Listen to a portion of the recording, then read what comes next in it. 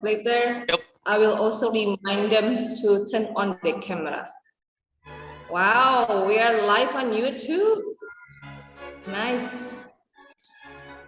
Okay, still waiting for the other students and the audience, parents to join on our Model United Nations event. Right? We are on YouTube. Nice. Okay, still waiting for the other students and the audience, parents to join on our Model United Nations event. Right? We are on YouTube. Still waiting for the other students and the audience, parents to join on our Model United Nations event.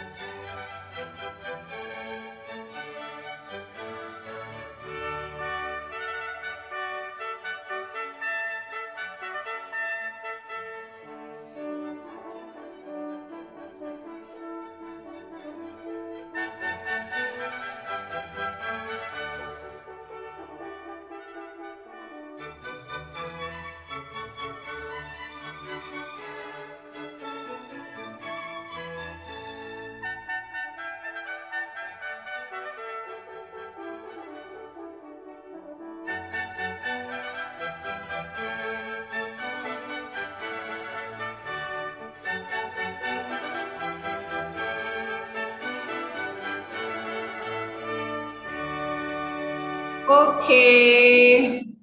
All right. Thank you for the nice music, Zoom Master. Okay.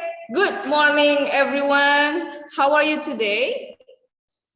Like, I'm talking to the desktop only. I want to see your beautiful and handsome face. Would you please, for all the students who participate for the Model United Nations event, I want you, please turn on your camera. I want to see your face. Good, nice. Flag, country's flag background. So excited. So after 1 month, 2 months, we had our preparations. I hope that today's event will be the greatest event ever for secondary, okay? So first of all, I would like to introduce myself. My name is Miss Lia, assigned as the MC for Model United Nations 2022. And also, I would like to thank the parents, students, and the audience for this event. Now, are you all ready to have fun today? Would you please maybe unmute yourself? Are you ready to have fun today? Or you are really... Yes. Oh, yes, nice, very good. No. Okay, so... No. Yes. No. Okay, please unmute yourself again. Now Miss Leah will continue. Okay, so we'll continue with the Model United Nations sessions. After 1 or 2 months preparations, I hope that you're ready for the event. But before we start the Model United Nations, I would like to invite our academic director, Dr. Harry Elias, to convey an opening explanations about Model United Nations 2022. Dr. Harry Elias, time is yours. I believe I'm the Secretary General of the United Nations this morning. Good morning, delegates from all the countries who have joined us today. This morning and this afternoon, we hope to hammer out solutions, have a resolution at the end of this long working day to resolve two very important issues: global crisis in child labor and a global crisis of uneducated children all over the world. I want to first of all thank the Secretariat for coming and organizing this event. To the rest of us who are going to make this event a success. And we are looking forward to hearing all the delegates. We are part of a global community. No country exists by itself. No country can solve a problem on this scale and magnitude alone. And I ask that all the delegates open your hearts, open your minds, and open your wallets to solve these problems. I thank you, delegates, once again for coming and also joining us in our session on this very long day. Our members of the press, we ask you as members of the press to be kind in your reporting. These are difficult challenges that the world is facing, and we are trying our best as the United Nations, as UNESCO, and all the organs that work together at the United Nations to solve these very crucial problems and to help the children of the world. We are also thankful that there are many NGOs and other non-governmental organizations who will be here today. Your input during the unmoderated sessions is very welcome, as we know that you have solutions to these problems. And we are looking forward to hearing from each and every one of you to be able to solve this global crisis.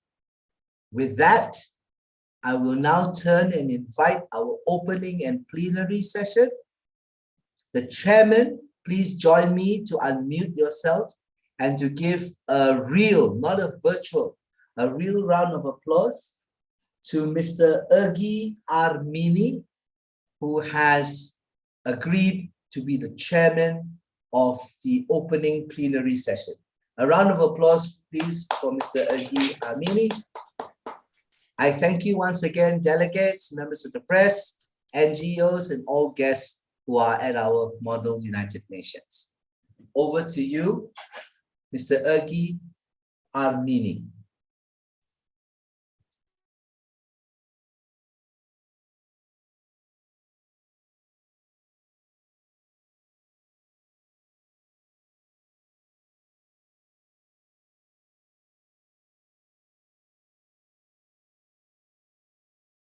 Phone start. Can you hear me properly?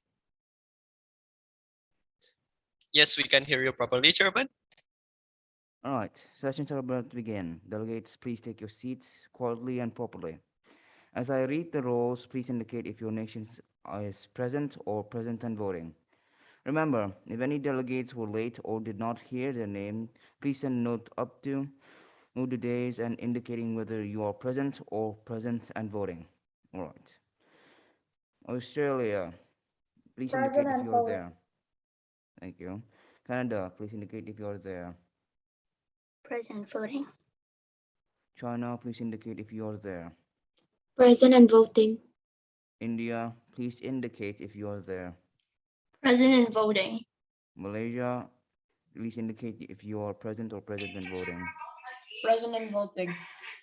Philippines, please indicate if you are present or present and voting.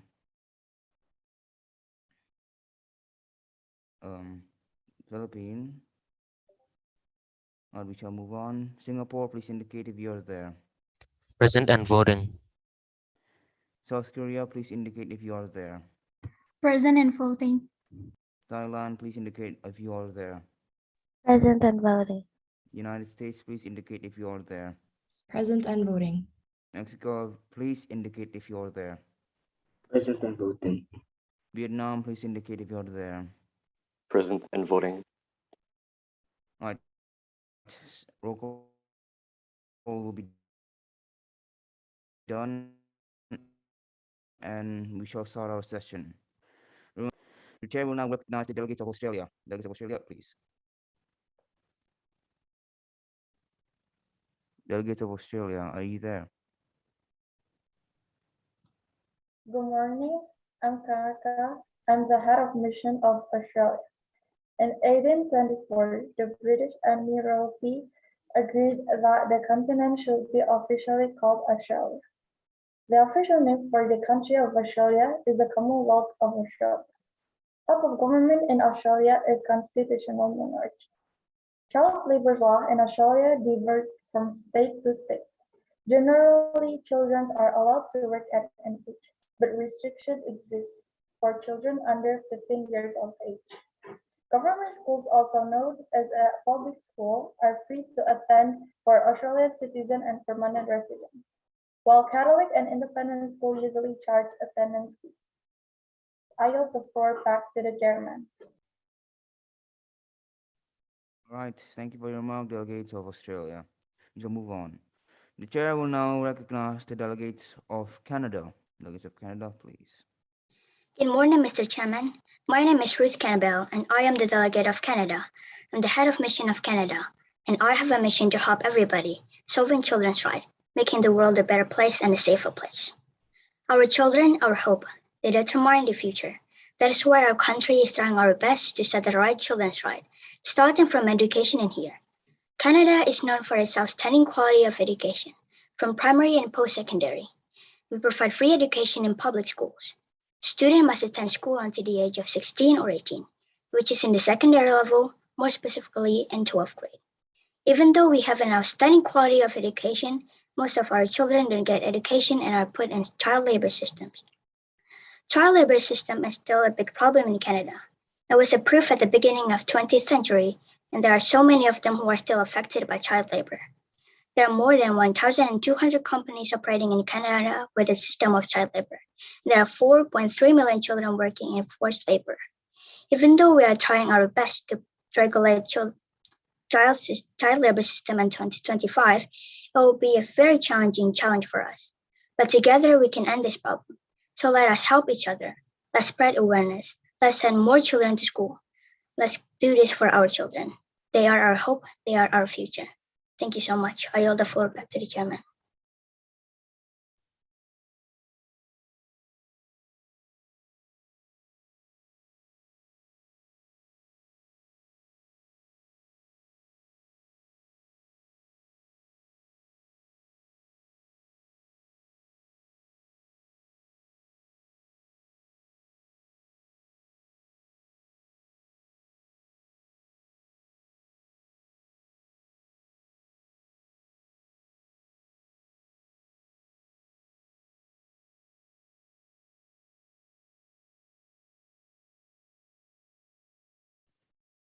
For everybody, it seems like I have a bit of a connection problem.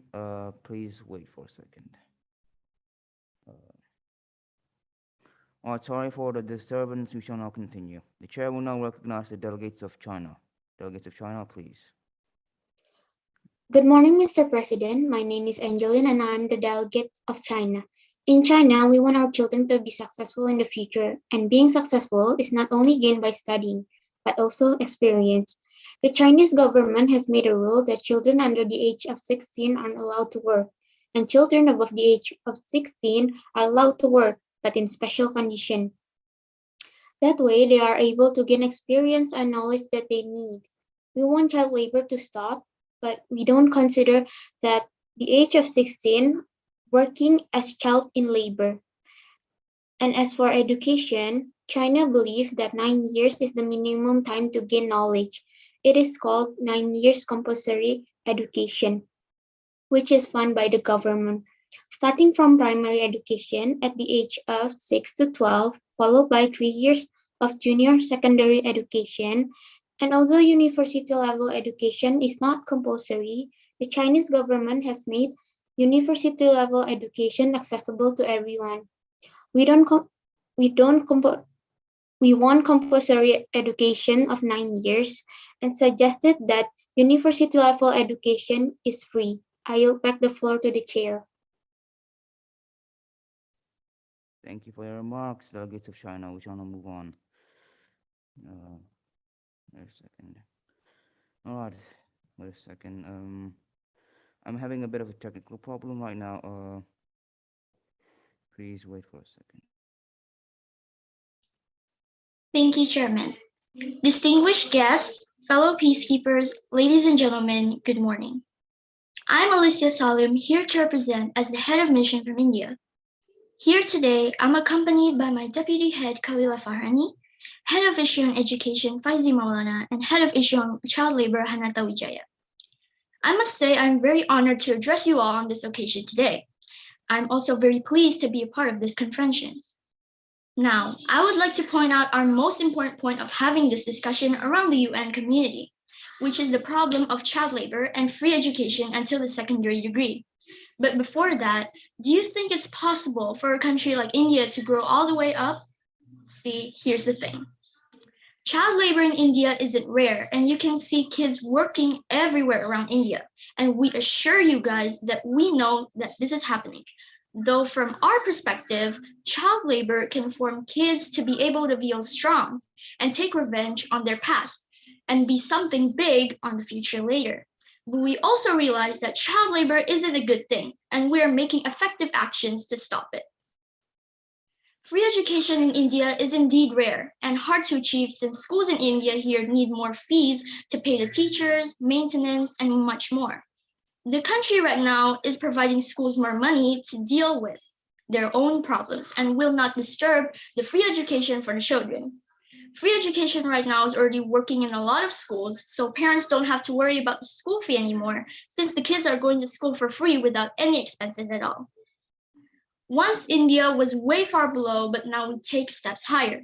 India has many problems, I must admit, but we do make effective solutions by ourselves or even with the help of other countries. We are not as weak as you people think we are. We're actually strong enough to fight everything that happens in our country. As Indian President Pranab Mukherjee says, a country with failure doesn't need to fail or be reborn, though we need to stand back up and show everyone we're back at front and not at the back. That's all from me. Thank you very much. I yield the floor back to the chairman. Thank you for your remark, delegates of India. I was sorry for the technical problem then, but now we shall continue. The chair will now recognize the delegates of Indonesia. Delegates of Indonesia, please.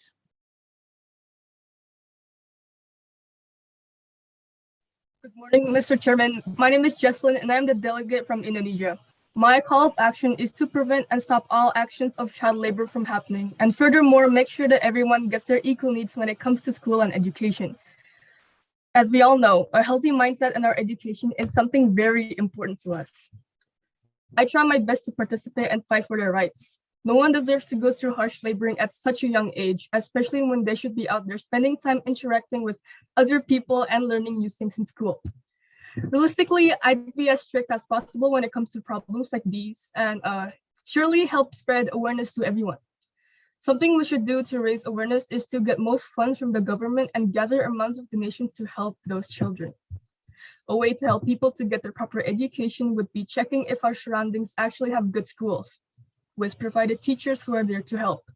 In some areas, education might be very, very hard to reach. That's why it's very important to make sure that everyone could get to their education safely. Something else I've noticed is how sometimes a lack of education is due to a lack of money in families. So children have to go to work and find money for their families in order to live and eat. If our country continues to be like this and is in lack of money and sturdy schools, we can propose initiatives to help get money to those of need. It is very important for them to get their proper education and safety. Those things are something they need. Thank you for listening. That is what I wish to accomplish during my time of participation in the Model UN. I believe we can do this together. I yield the floor back to the chairman. Thank you for listening. Thank you for your remarks, delegates of Indonesia. We shall now move on. The chair will now recognize the delegates of Malaysia. Delegates of Malaysia, please. Good morning, Mr. Chair, Secretariat, participants, and distinguished guests. My name is Rifila Tanzi Novian, and I'm the delegate from Malaysia. And today I'm accompanied by Deputy Head of Mission Farel Nabil, Head of Issue on Free Education Dennis Malik, and Head of Issue on Child Labor Raden Fadra. John Kerry once said, "No parent should ever have to look at a tiny infant and fear that one day that child could be a victim of exploitative child labor." 65% of the children in Malaysia is still part of the labor, and most of them are in ages between 5 to 10. Child labor could cause mental and physical health, which is why we are against child labor.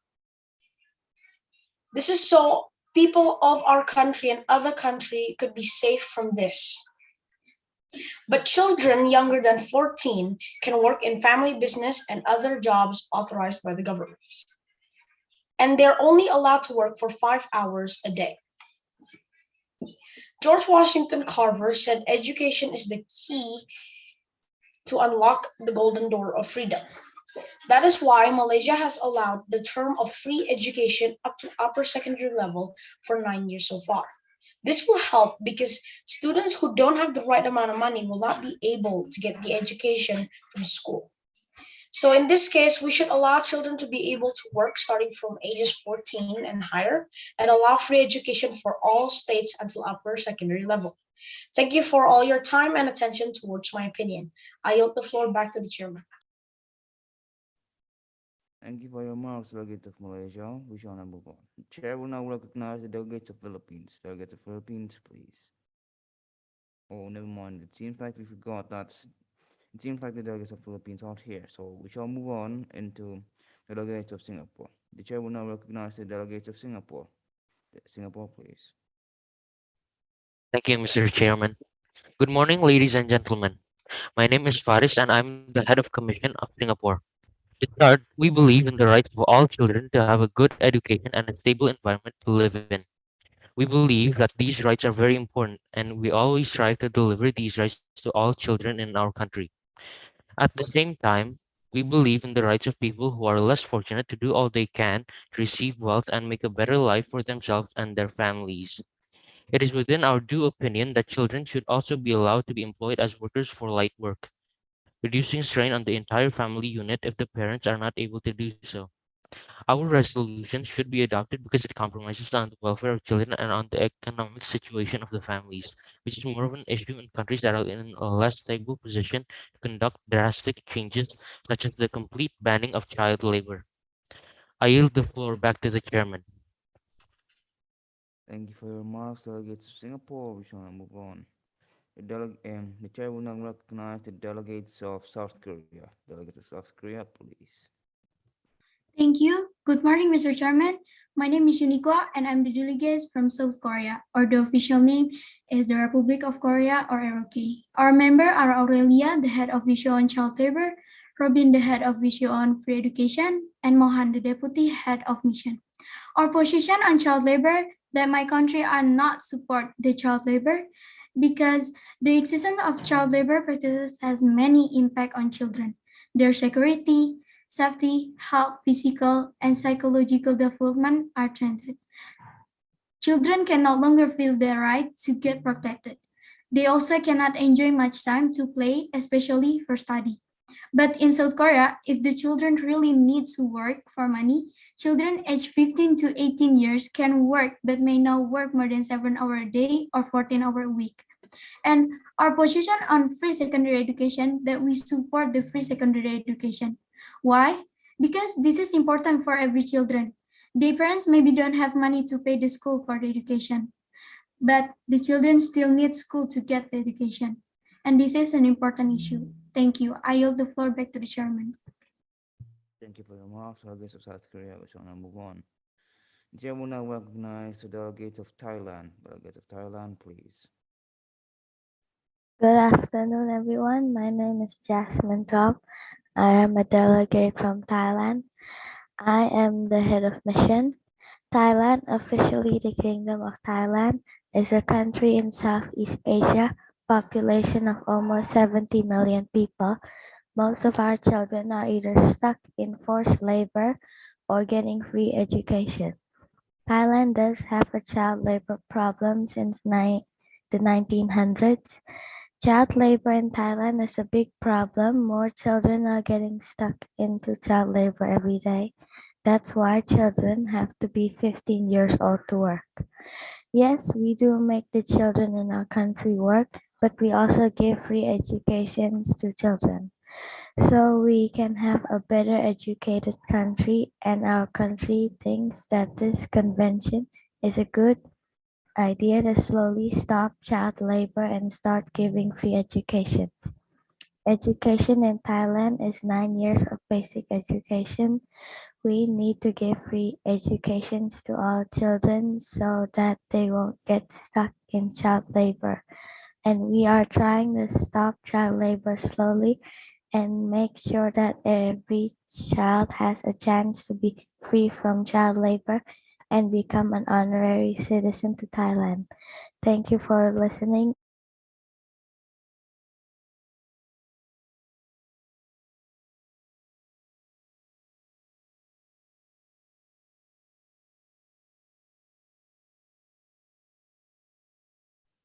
All the teams that, well, I will temporarily take the floor. We shall now move on. The chair will now recognize the delegates of the United States. United States, please. Thank you. Good morning, Mr. Chairman. I am Tiffany Joy Webster, the head of mission from the United States of America. Do you think it is possible for child laborers to be extricated from the cruel world of child slavery and brought into the safe world that they belong in, the one that offers them protection over all the unspeakable actions that they may come across? Well, based on an independent resource, at the beginning of 2020, approximately 160 million children were subjected to child labor, and nearly half of them were required to do hazardous work that directly endangers their health and moral development. Therefore, we urge the United Nations to adopt the rules and regulations in which child labor is extensively regulated and firmly penalized in order for the workforce to be harmless for children. Hence, we would like the United Nations to maintain their current Convention on the Rights of the Child. Child labor is inextricably linked to education. Therefore, uneducated children find it difficult to become successful in life and experience lower living standards. Even with the availability of free education in many countries of the world, there are still approximately 72 million children who are not attending school today. The United States of America provides free public school education up to the secondary level, which means that children from all 50 states of the country that are aged between 4 to 18 years are entitled to an equal education in spite of who they are. In order for education to become 100% free worldwide, the United States of America demand that the United Nations maintain Article 28 of the UNCRC, though adding a few points that could be applied to other countries in order to further help children who are in need of education. One of the points include removing the extra charge of school textbooks, uniforms, and other school essentials. This way, even children that come from poor backgrounds will be able to access free education without extra charges. We urge all the fellow countries that do have the same goal to join us and stick to our resolution. Thank you. We yield the floor back to the chair. Thank you for your remarks, delegates of the United States. We shall now move on. Delegates of Mexico, and the chair will now recognize the delegates of Mexico. Mexico, please.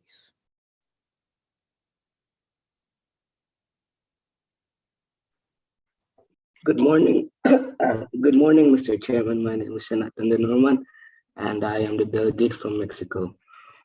We believe that children have to be successful in the future. Mexico gives children free education so they could be successful. Mexico gives out free education throughout the 3 levels of education. The 3-level education are primary, middle school, and lower secondary. Public schools in Mexico are free of charge. Child labor is also a big problem in Mexico. Mexico has a law which does not allow anyone who is under the age of 16 to work more than 6 hours per day. If someone who is under the age of 16 works more than 6 hours per day, it will be considered illegal. Children who are under the age of 16 also can't work in dangerous places such as the mine. We demand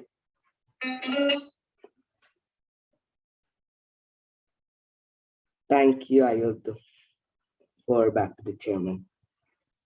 Thank you for your remarks, delegates of Mexico. We shall now move on. The chair will now recognize the delegate of Vietnam. Delegates of Vietnam, please. Thank you. Thank you, Mr. Chairman. Good morning. My name is Quill, and I'm a delegate of Vietnam. Vietnam is a country infamous for its issues. Children rarely go to school, and factories are almost entirely manned by child workers. We already have a way to regulate child labor in our country. Only children at the age of 15 and above are allowed to work, and even then, they're not allowed to work in hazardous conditions, and they also can't work without the approval of a parent. Not to mention, they're not allowed to work in school days. but free secondary education is something that we simply can't afford. The delegates of Vietnam believes that every child should be in school. So we propose a global fund to help out other less fortunate countries such as ourselves to afford free secondary education. Thank you. I yield the floor. Thank you for your remarks, and thank you for your remarks, delegates of Vietnam. All right. We shall take a short break, or we will take a recess. We will reconvene 5 minutes after this to continue your moderated session. We will reconvene at 9:18. All right. This will conclude the plenary session. Thank you very much, and bye.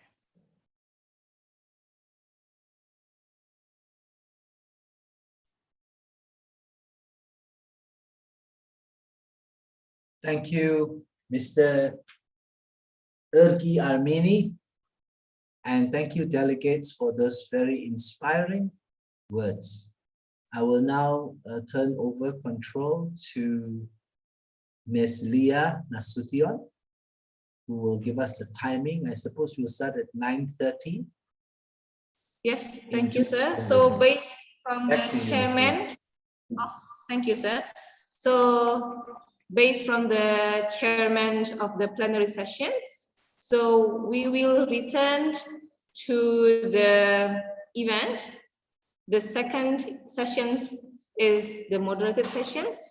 We will return at 9:30. Okay, so we have like 15 minutes breaks, and we can start the break now. See you all at 9:30. Thank you.